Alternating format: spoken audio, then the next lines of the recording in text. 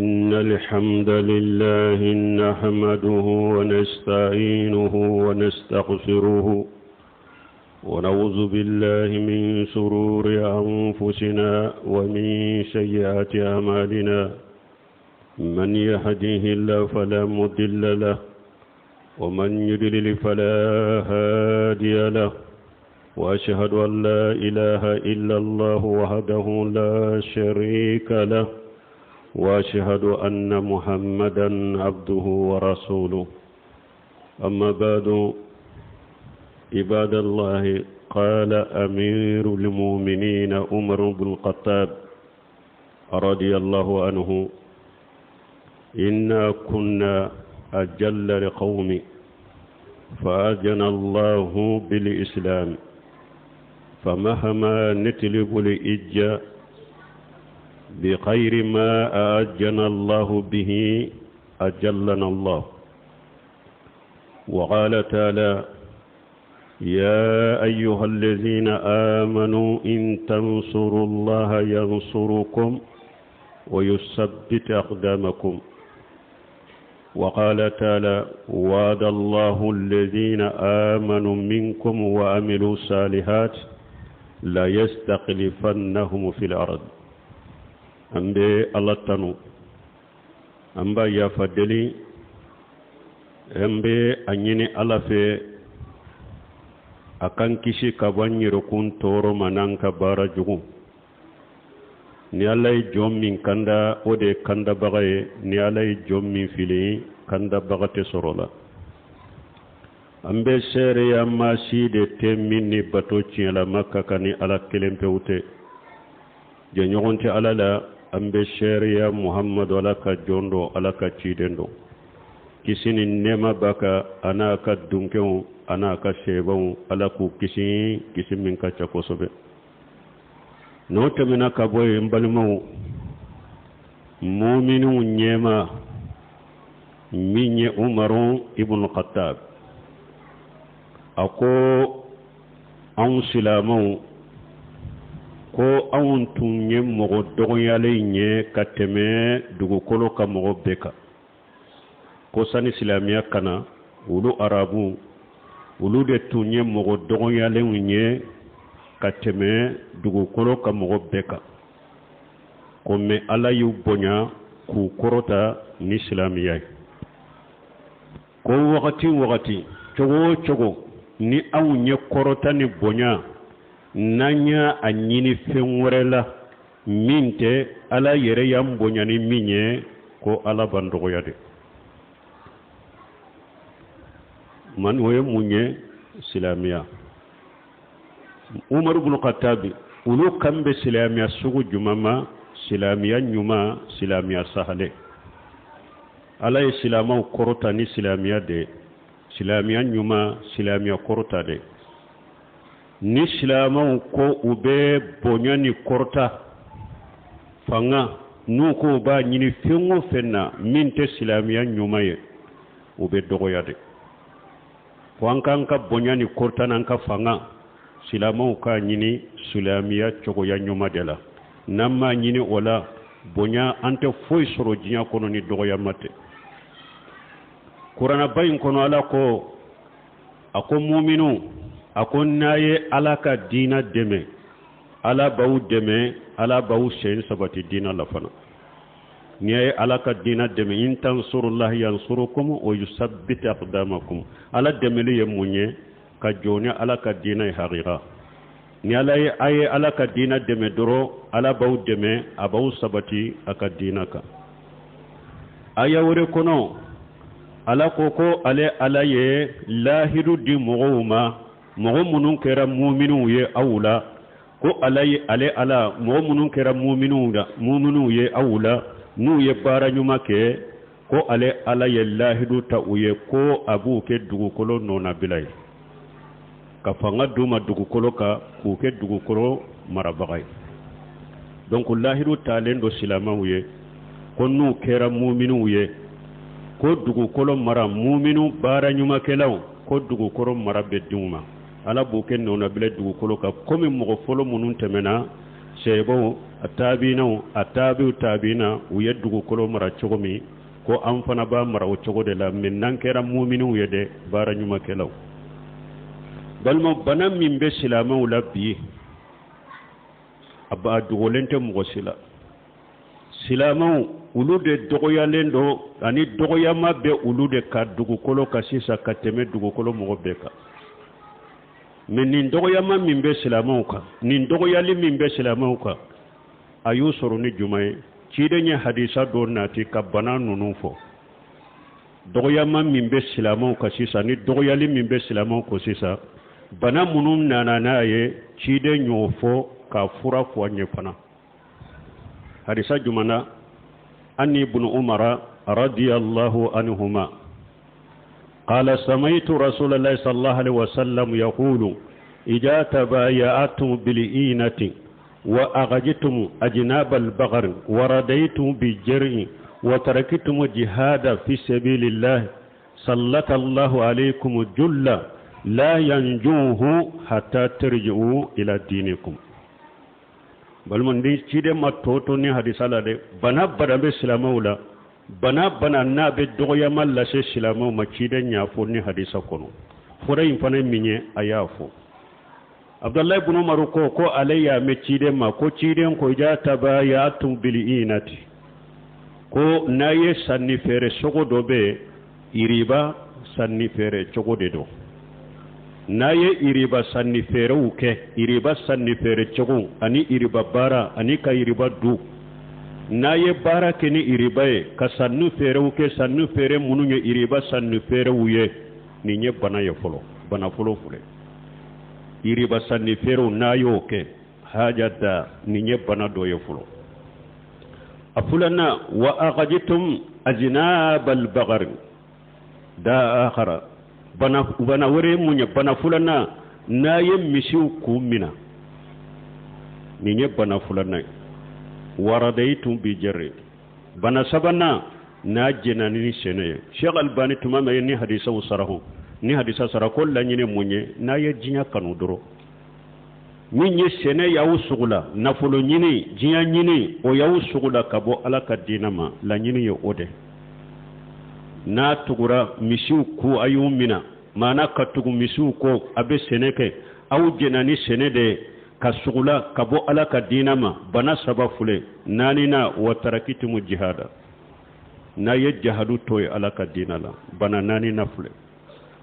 nim bana nani ye silamaw soro ne ciday munye aljaja au saray munye sallallahu alaykum julla ala be dogoyama abode bila auka nim bana nani sabati rawla silamaw saray munye ala be dogoyama de bila auka ka dogoya ka ke mugo dogoya lenye dugukolo mugo be bolo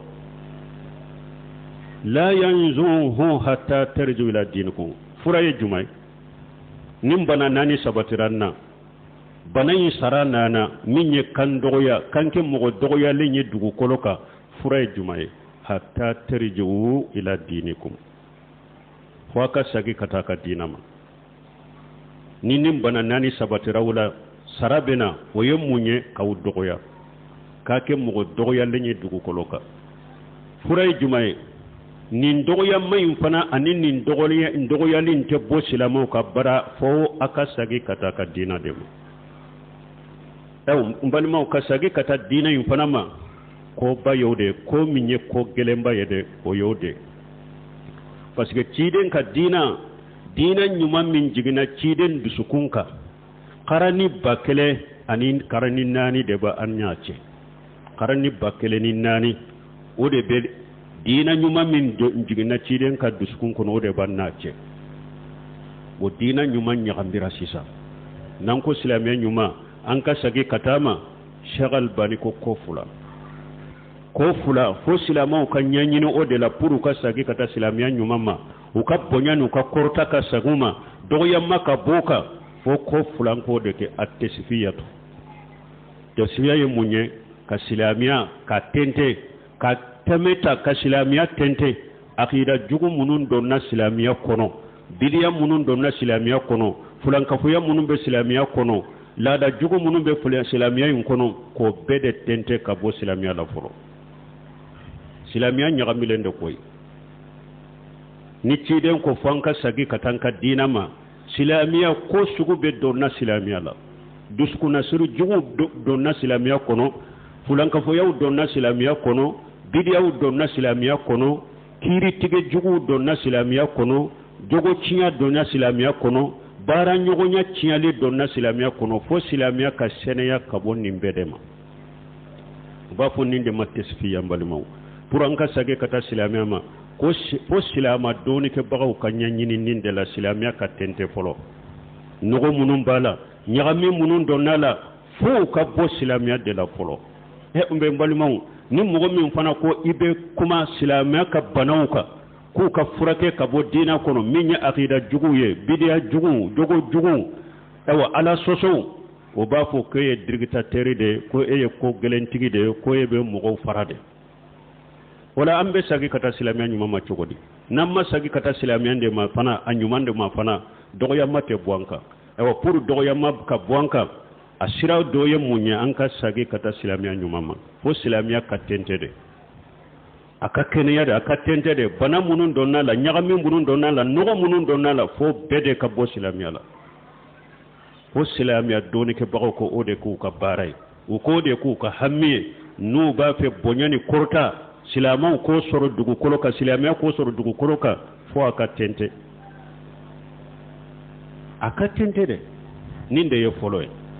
ni tenteli ko fe tesifiya ko fe at-tarbiya ni silamiya tentera wakati mi aqida jugu borala bidiyaw borala kiri tige jugu borala baranke nyogonya jugu borala jogo jugu borala ala soso borala no o kera wakati mi jumambena at-tarbiya ka hada madon lammo silamiya adabu jumanka dusukun kalashin yere kolosi hiba jiyama jogo nyuman sigi nyogo nyuman sinji nyuman balimaya nyuman teri nyumayaw o fana bena at-tarbiya ni tesfiya kera doni ke baw ka bara be ke minye tesfiya ko be silamiya tentelen ko fe at-tarbiya ka silamaw lammo adabu nyuman ka silamiya ka adabu qur'ana ka adabu ciden ka sunna ka adabu ka silamaw lammo ka o de ato amba ise tunyinin kara ko ciden jogo tunye munya ko kana khuluquhul qur'an ako ciden jogo tunye qur'ana de awambale mo ni silamaw yen nin fulakede silamiya tentera nyagambi borala banaw borala akene yara wakati mi o ko fe terbiya nana anya hada madon lammo dina nyumanka qur'ana jogo nyumanka hadisa ka jogo nyumanka nin fula sabatira silamaw bolo de sagi be se ka ke kata dina nyumama sagi be ke kata anka dina nyumama anka silamiya nyumama no kera doro silamaw be bonyani korta soro men balimo no makia ay doya matte bo silamaw ka koy imamuna maliki fana ko cogodi akol lan yusliha li akhir hadhihi al ummati illa ma aslaha awwalaha imamuna maliki ko konni manton labante se ka foy ke no be silamiya dilana ye na ba nyaw bolo fo manton folo ye silamiya dilani minye akonni manton laba ma silamiya dilani ode ko no ya dilani dilan cogo cogo ko ate nyaw bolo manton folo ye qur'ana dilani munye e silamiya dilani munye alquran wa sunna manton folo ye silamiya dilani qur'ana ni sunna de silama doni ke bawo yere munu bu dambe kata doni yere ma ka fo alquran wa sunna ka sunna yere farako be ulu yere dogu folo ko an ka fo nye silama wu yedro donc aw be nya sira ni nya soro ni silamiya la chogodi aw be nya soro ni silamiya la chogodi ni silamiya ko bonyana ka korta be munu na ka fura be munu na aw yere doni ke bawo yere banne mbo ma folo silamiya be sankorta chogodi awa silamiya be sankorta imamuna maliki ko mantum folo ye silamiya sankorta ni minye ka dugu kolo mara ni minye akonni mantum laba mode ke ako aw teseka na ye fingo finke ko be silamiya korta na bonya nyini noye atenya ubolo donc silama an ka sagan kofe ni nya hadisa doye anya fo chogumi bana mimbe silama be ba do uye qur'ana nani de u tomo na qur'ana ka uya anka alaf nani uya anka chide nani munya Allah sauma abana fule asababu fule cide nya fawye hadisa kono ni qur'ana baki kanne islamu cela islama jamana wala jamana mi ni ewa keme bi konontoni duru ko o ye islamai ni qur'ana benna ni o islamiyal o jamana kono ala benna no jamana kono cide benna no jamana kono qur'ana benna no jamana kono aya wunyane nyinin ka fen wore taw cide nya bana min fode bana nunun de be awula de ka kulo mimbarunka aya kete amba danga otewo aye sagide hatta terju ila dinikum ninte bo ko koy fo ka sagi kata dina nyumande ma dina yere tenteli panana nyuman foli de baw karamo yere de ko folo misiru kono kuma mana jama kulu toma silamiya be sankoro ta chogodi ninye hadisa doy hadisa wore be ciden ko yushiku أن تدال أمم عليكم كما تدال أكلة إلى قساتها فقال قائل يا رسول الله ومن قلة نحن يومئذ قال بل أنتم كثير ولكنكم قساء كقساء السيل ولا ينزعن من صدور عدوكم المهابة منكم ولا يغجفن الله في قلوبكم الوهن فقال قائل يا رسول الله ما لي وهن قال حب الدنيا وكراهية الموت بل ما حديث وري جمعي كسلامو بنافو أم بدغيا ما منا حديث وري كو تشيدن كو أكتلي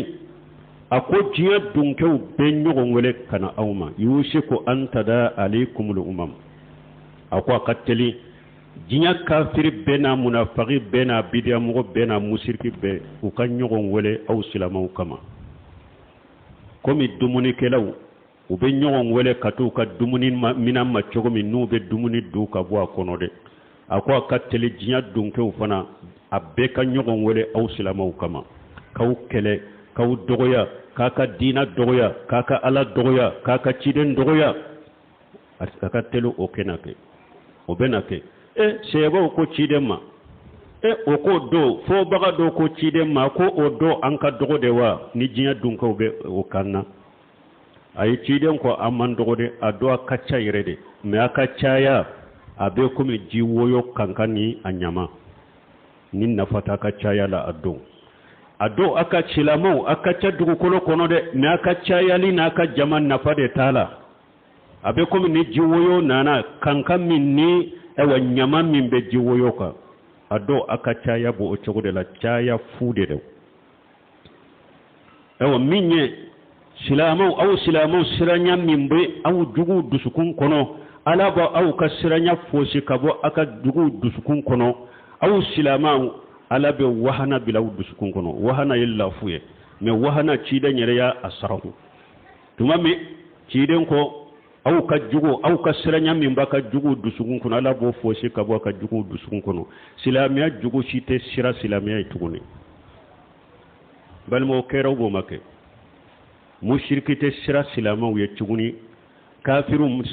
sira silamaw yetuguni munafiqu te sira silamaw yetuguni bidia mo te sira silamaw yetuguni bejja farla kata silamiya ma parce que ciden ko a wakati ni anana alaba an ka siranya silamaw siranya bo anjugu dusukun kono ako wahana de be bilang dusukun kono nyinin kale kala do cide nyinin ka ako wahana nye jumay ciden ko hubbu dunya wa karihatul maut ako jinya kanu ako odo silamaw aw be jinya de kanu maliki bun dinari fana ko ako hubbu dunya arasu kulli qatiyat ko jinya kanu de ye junubu be nyemay jinya kanu junubu be nyema ye jinya kanu de ewa ala soso be jinya kono abe lesri ye jinya kanu de bi bilala donc ako addo silamaw aw be jinya de kanu silamaw be chogo di dugu kolo kasesa uyu ka dina yere bila jinya nyini kama fo ite nya nyini jinya nyini kama fengo fe ulu yere ka kuma konka dahirime nyini ni obo o dahirime soro chogo halalane haramute nyini ni emin koko ebe nye foli ke aye nafolo nyini chogo nye ninde halalaye aka nyini ninde haramuye aya kolosi aha ko nin ko na be mo ka dahirme de tinya be fembe haramuya ko ninde islamo ka kumai ayi adou yerebu kanto man ni ko halala ka nyanyini haramu ka dabila ko haramu imbe mi yerede ne desra haramu yerede la mene ko haramu yerebe mi folode ngo islamo do de ben nimfo awa ciidon ko ninni nyawu soro wakati min de dere jinya dunko be nyogo wole aw kam wote sirawunya tuguni amodela ni be jinya kanu yere nyini sisa jinya kanu baga ni ba nyini sisa silama yere de do munum bu dambe kata silama jinya kanu be ulu yere de la katim har jinya dunko ka yikatina fambe cinya na jinya nyini koso fambe salli chogote jinya nyini donna ala di silamiya kala nyumante jinya nyini donna ala ka cinya ki jija ka jahado ke ala ka dina la jinya kanu yo cinya sun chogo nyuma jinya kanu ya cinya silamiya fansite abara fansite ni jinya kanu mamin cinya hubbu dunya akwa be jinya de kanu o jinya kanu kele de te hari misiru yere kono salli wole la woni nyogonche alimami woni nyogonche alimami nu kan naibu ni nyogonche misiri jobagaw ani misiri alimami ni nyogonche patron munun be misiri kono ani fanta munun be misiri kono mun kelebe misiru yere kono ko jiya kanu kelende lo fitina sine balaw site misiru tigu yere misiru jama'u yere silamau yere kafoni nyogonche nu jama keleni fitina ne balaw bu ni nyogonche o nyogonati hari politique mo ni nyogonche mundo jiya kanu fitina mimbe misiru yere kono sisa te yorosi munya Allah samma jinya kanu doronde no hubbu dunya ci donc abe jinya de kanu wa karahatul maut ani abe sayako silama abe saka na folo no fede jinya nyini ka jinya nyini ka na folo nyini kishe yanta silama uta jinya kono ni na folo nyini marafa cirana ni na folo nyini anko basi ten ni nala kala tigedo an sara jiw kono ni na folo nyini anko basi tala ala kala tigedo mi nogo yan faga kungo kono jawna na fulo kama jinya kama anko basi tenina ala kala tigedo mi jinya ko ni ko ni wulela iye tinya po furuku wulela da he dina ko masen ni masa akana fitna wuli islamanu nyogonche ayen nin toy aya daden nina dina ko masen ni ma la hawla wala quwwata illa billah bi mogote so hare akan nani dina nofe janko kabugo janko kado kasola janko kasa dina nofe ote me ambe nani jiya nofe ambe bugo jiya nofe ambe do kasola jiya nofe ambe faga jiya nofe amma bawolade me dina nofe mogo sitafe akan nani dina nofe mogo sitafe akado kasola dina nofe mogo sitafe akasa dina nofe mogo sitafe akabugo dina nofe karahatul maut akwa be jinya de kanu abe sayako donc mbalimau silamau ko min be ka anna amandanye de ala nalili mandanye aban toro dambela qur'anan nalili mandanye aban toro dambela cide nalili mandanye aban toro dambela ne minya Allah samma cide nya foanye de ate furanye ni fura wiyo esga bake ka furanya nyini kasagi kataka dina nyumama eska silama ubake ko nyanyini yere fo imagele silama yere mako anka sagi kata dina nyumama ulu ya kokoro ke munye ko kokoro ngo do yere bafo ko anka sagi kata kokoro ma de pinni sunna ko unana ni fitina uni balawde anka sagi kata kokoro ma kokoro nye munye anka ewa ma koro nunu fulanka fo ya munu lada jugu munu tumbu bolo bidia munu tumbu ulu yo de ke kokore me tinyala nan kwanka sagi kata kokoro yere ma oye cide ni sebo utade cide ni sebo ka koro an ka mo folo wiyo nan ko kokoro yere an kan ka sagi kata qur'ana ni sunna dema o de koro lenye an kan mo folo nana ni munu nye oye kokoro ude ulu ye cide ni sebo ta soro yo kokoro lenye re haqiqa ye cide ni sebo utade alqur'anu wa sunnatun ala fahmi salafus salihin kokoro lenyere ninde qur'ana ani sunna kabare ke no ufulaye ni salafu salihu ka famuye sebo tabinau korolenye ninde wodi ata Abdullah ibn Mas'ud ko alaykum bil atiq akon baw ma ka sagi kata korolenga Abdullah ibn Mas'ud ye korolenke jumaye ci den na ka sebo ni tabinau ta salafu salihu kata bolo Abdullah ibn Mas'ud ko ode korolenye fana barakallahu li wa lakum fil qur'ani al hakim wa nafani wa iyyakum bima fi min al dhikri al hakim aqulu qawli hadha واستغفر الله لي ولكم ولسائر المسلمين من كل جنب واستغفروه إنه هو الغفور الرحيم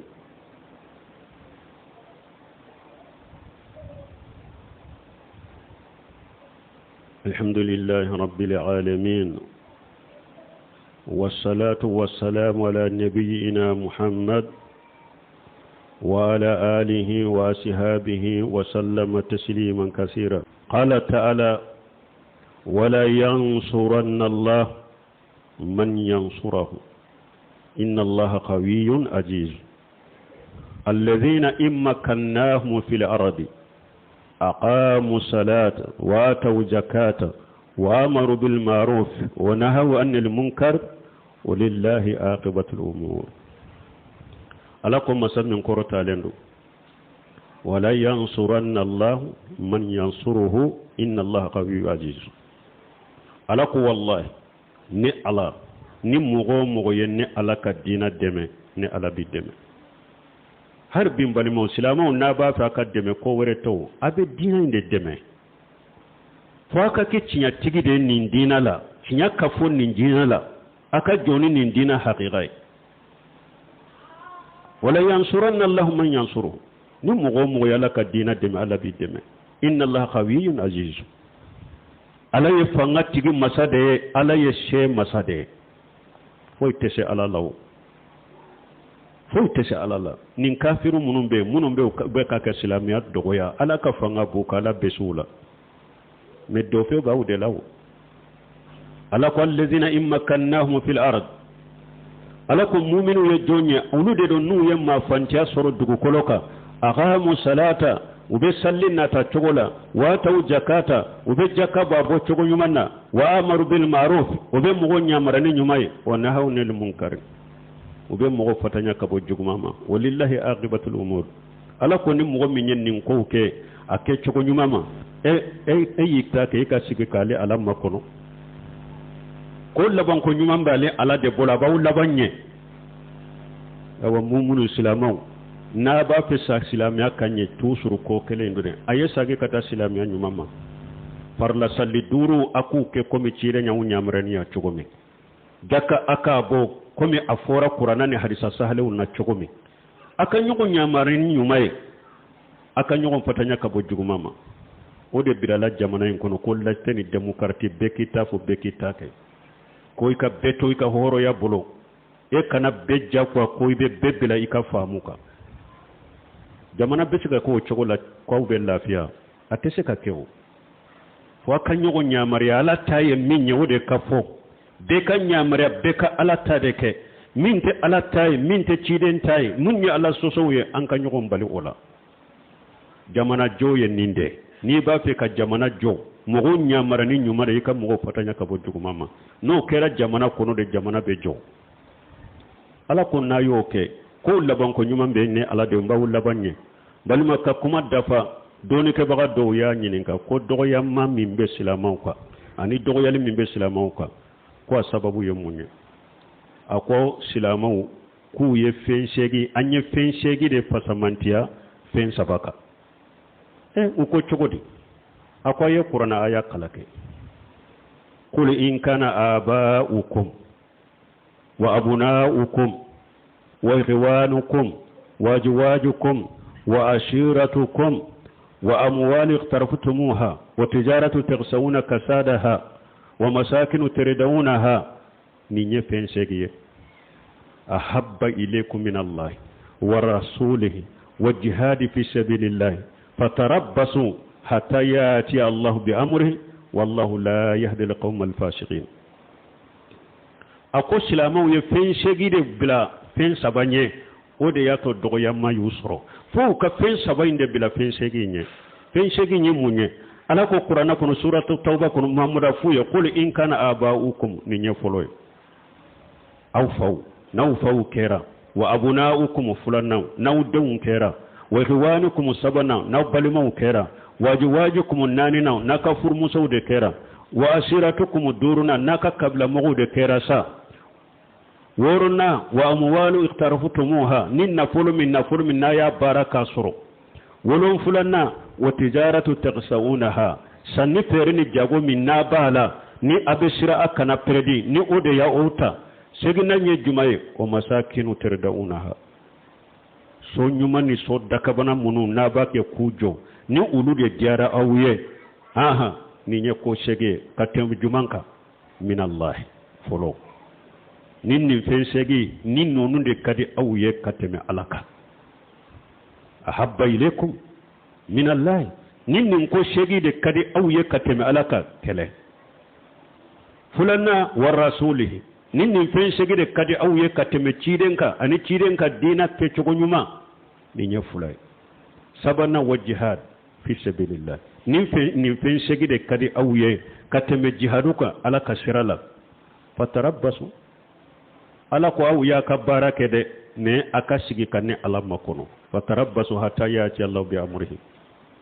aw ya take naw yen nin fen segi bila nin fen sabanye ayen nin fen segi kanu kateme nin fen sabaka aya aka keta ke aw ya ka barake me aye sigi kanne ala makono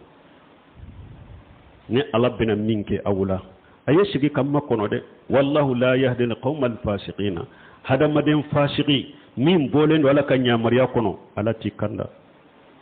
aw mbali muslimu kad defo fulede sunu tile nambe kulo amman to ado be kashi fo ado gafe abake yire dimi min bala abeto doni de min bari ka binaye he mbali mo ninta nyana bokoy tawra min banka doya min banka doya ma min baka nonon ta nyana bode anyana boliye munye anka sage kata silamiya nyumama anka silamiya tente nogo munun be silamiya la nyaga min munun donna silamiya la fo anyere ni nyogon chancil anyere silamu ni nyogon che fulan ko de dila galon ka bodina la nyaga mbi ka bodina la nogo ka bo silamiya la aka kenya aka jeya o ko fe terbiya anjogo kanye ninni nana ninni kera mumbe na ke ha inna allaha yudafi'u anil ladzina amanu nan yin ke doro ala ko qur'an aya kuna konne ala yere de be nyonini ke kabo mu'minuka awunte an yere defa olaw an ka ke mu'mini yo doro ala yere de ban defa ara yere de be nyonini ke kabwanka mugo te sanna jiya kono inna jundana lahumul ghalibun nan kera ala ka jamai an kera ala ka kele bolo ala ka kele bolo de be besel o de be se bela